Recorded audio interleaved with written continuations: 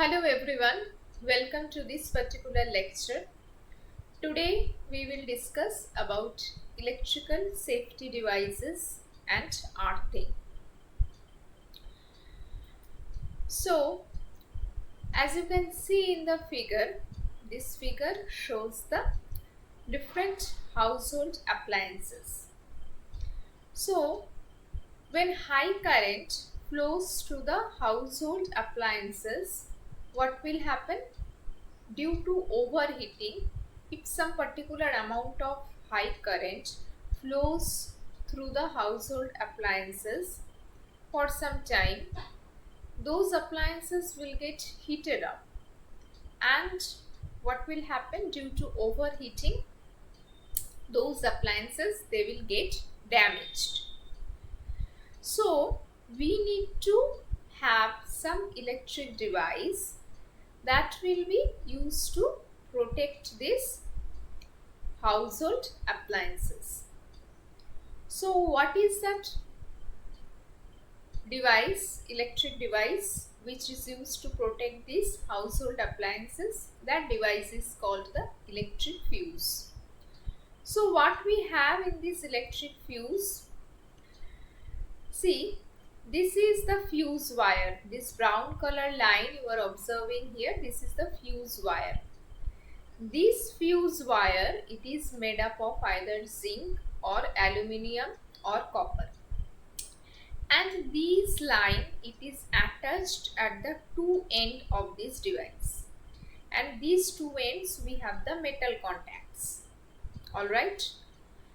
And the rest of these device, it is made up of non-combustible material. What do you mean by non-combustible material? This kind of materials, they don't ignite or burn when they are exposed to heat or fire. And that also makes sense because this electric fuse we are using to protect our household appliances. So these devices should not catch fire. Otherwise, there is no point of using this device protecting another household appliances. So if you see an electric circuit, here we have the transformer, here we have the supply, and here a fuse is connected in the electric circuit, and here is our appliance, household appliance. Okay, now what will happen if some excess amount of current starts flowing through this electric circuit? This fuse wire, it will get melted. Once this fuse wire it is melted, this fuse wire it will get broken. As a result, what will happen? The current that is coming from this supply, it won't be able to reach to our household appliances. Okay, and thus these household appliances will be protected. But there is one drawback of these fuse. What is the drawback? Once this fuse wire it is broken or melted, we can't recover it back to its original form. That is why once this fuse is damaged, we need to replace it with a new one. So in order to overcome this kind of problem, we are using these miniature circuit breakers or MCB switches in our house. And as I already told in previous lectures, these MCB switches are automatic switches. When heavy current flows to the electric circuit, these MCB switches they will get tripped or they will turned off, and it will make the current flowing through the electric circuit zero. Once the fault is cleared, this MCB switch it will come back to its normal condition and it will turn on, so that electric current will automatically start flowing through this electrical circuit. So the disadvantage of this electric fuse has been overcome by this miniature circuit breakers or MCB switch. Since here we are discussing the electric safety devices or electrical safety devices. So the next concept is earthing. What is this earthing? Earthing is nothing but connecting an electrical equipment to earth through a very low resistance wire. Why? Because we want to achieve the earth potential, which is zero. Suppose here this is our electrical equipment, okay, and we know in our house we use the single phase supply. In single phase supply, what we have one phase wire, we have one neutral wire, and this is the load. Load can be your fan, light, anything. So the voltage at the phase wire is 230 volt, and this neutral wire is there to provide the return path. Alright. Now what happens under normal condition when there is no fault? What is the current flowing through this load resistance? 230 volt by 100 ohm, 2.3 amps. No issues here. Now if there is some fault, if some fault has occurred, for example, this live wire voltage, if live wire touches this machine body, in that case what will happen? Some leakage current will start flowing to this machine body. And in that case, if a human touches this machine body, see, human body resistance is 1000 ohm. What is the live wire voltage? 230 volt. So 230 by 1000, that means 230 milliamps current will be flowing through human's body. Even if 150 amps current flows through human body, it will give us a huge shock. So 230 milliamps, it is very much dangerous. Okay. So what is the way out? The way out is we need to connect a earth wire through this machine body. As we know, the earth wire resistance is very low. What is that resistance? Let's say standard value is 4 to 5 ohm. Let's say here we are considering earth wire resistance is 5 ohm. In that case, what will happen? If the earth wire resistance is 5 ohm, live wire voltage is 230 volt. What is the current flowing through this earth wire? 230 divided by 5. Around 46 amps current is flowing through this earth wire. And that is a very good amount of current. Okay. So in that case, if that human touches that machine body, he won't get any electric shock. Okay. Because current only knows to flow through the low resistance part. Human body resistance is 1000 ohm, earth wire resistance is 5 ohm. So entire that current will flow through the earth wire. Okay. Now what will happen? If the entire current flows through the earth wire, see, here we have calculated 46 ampere current is flowing through the earth wire, and that is a very good amount of current. And that high amount of current will be able to trip or turn off the MCB, miniature circuit breaker, connected to your circuit. And once that MCB is tripped, then it will make the current flowing through the electric circuit zero. Okay. As a result, what will happen? Your electrical equipment as well as this human, both will remain protected. Okay. But that is when some large fault or major fault has occurred. But let's say for some minor fault, a very less amount of current is flowing through this earth wire. So that less amount of current won't be able to trip the MCB. Because in order to trip MCB, high amount of current should flow through the electric circuit. Then only your MCB will get tripped or turned off.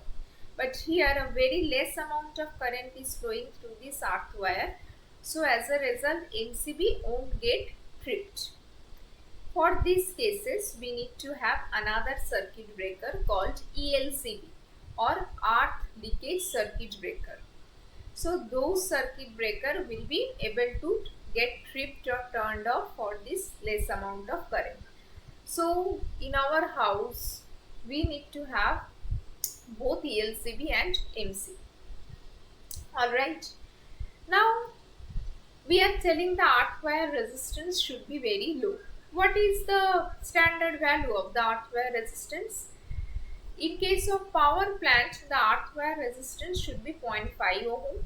In case of power plant means where my electricity is generated. In case of substation, where the voltage is stepped up or stepped down, the earth wire resistance is 2 ohm. In case of low tension pole, earth wire resistance is 5 ohm, and in case of high tension tower, earth wire resistance is 10 ohm. And in case of our domestic purposes, the earth wire resistance is 8 ohm. Now we are trying to reduce the earth wire resistance. Based on that, earthing is classified into two types. One is pipe earthing, another one is a plate earthing. So first we will see pipe earthing. In pipe earthing, what we are doing, we have to dig a hole in the soil, and that hole should be 2 to 3 meter depth. The hole should be 2 to 3 meter deep. Alright. Next, what we will do, we will insert a galvanized iron pipe with diameter 40 millimeter. Now the length of this galvanized iron pipe, or in short GI pipe, will depend upon the moisture content of the soil. If the moisture content of the soil is high, then the length of the GI pipe will be low, and vice versa. Okay. So we are making some holes in this GI pipe, and we are covering this entire whole depth with alternating layer of charcoal and salt. Why charcoal and salt? Because charcoal, it can maintain the moisture content of the soil. Okay, and it will help to maintain this GI pipe weight, and this GI pipe will act as a low resistance path, so it will pass the electric current through it very easily. Now with this bottom GI pipe, we are connecting another GI pipe with diameter 20 millimeter, and these two top and bottom GI pipes, they are connected using a nut. Alright, and at the top side of this GI pipe, we are inserting one funnel, and with this top GI pipe, we are connecting the third GI pipe with diameter 15 millimeter. So in that case, as you pour water from this funnel, since this bottom GI pipe, it has holes, so what will happen?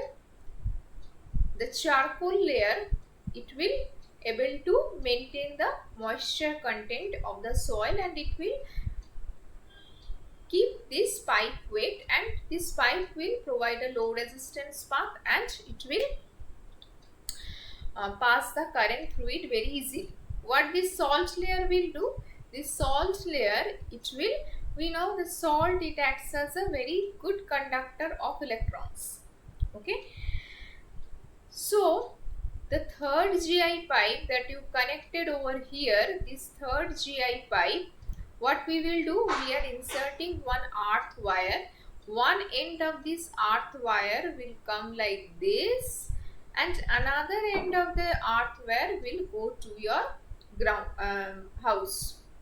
The entire system, it is covered with a cement concrete, and the height of this cement concrete is 45 centimeter, and the width is 70 centimeter. Above this, we have one cast iron coax. Okay, so this is your entire setup of this pipe earthing. So where we shall use this kind of pipe earthing? It is used in residential areas, it is used in commercial areas. What is the advantage basically of using this kind of earthing? This is simple to design, they are easy to install, and hardware to design this kind of pipe earthing is readily available. But it has also some disadvantages. First one is high impedance. Impedance is nothing but one kind of resistance. High impedance of these GI pipe is one disadvantage, and it is hard to install in the rocky soil. Next, we will see the plate earthing.